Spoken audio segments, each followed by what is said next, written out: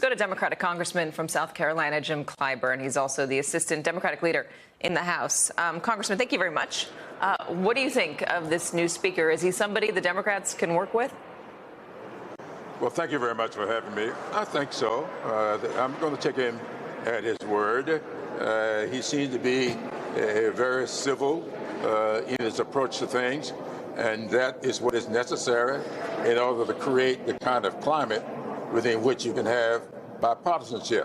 I think the problem we've had in the past is people talking bipartisanship, and then every time they get a chance to speak to the public, bipartisanship goes out of the window, which is exactly what got us here in the first place. After a strong bipartisan vote to keep the government open and to address issues important to the American people, we had the former speaker to take up the next morning with really strident comments that did not make sense. And so I think that what we'll do here is hope that this new speaker will create a climate, maintain an atmosphere that make people want to work together and find common ground. I'll take him at his word that he's going to do that. I appreciate your optimism on this. What about his past position on, say, the election of President Biden? Well, a lot of that depends upon whether or not, doing my research, and I will research this, he was being political or being personal.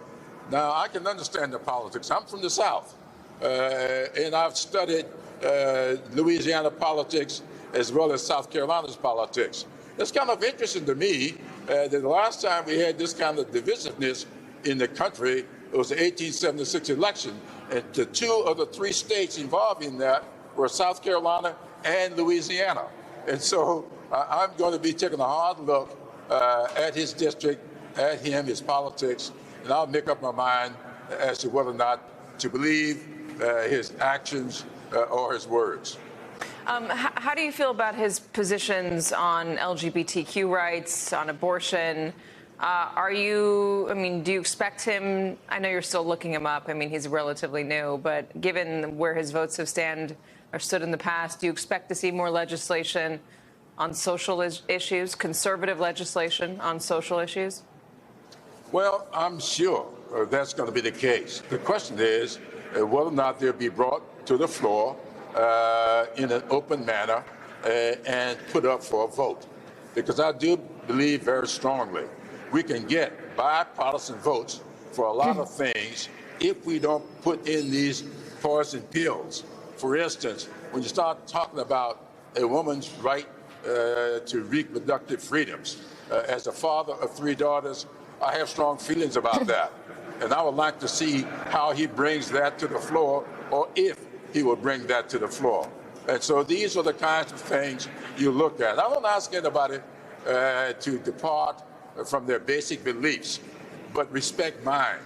And if my beliefs are different, put the issue on the floor and let's have a debate and a vote.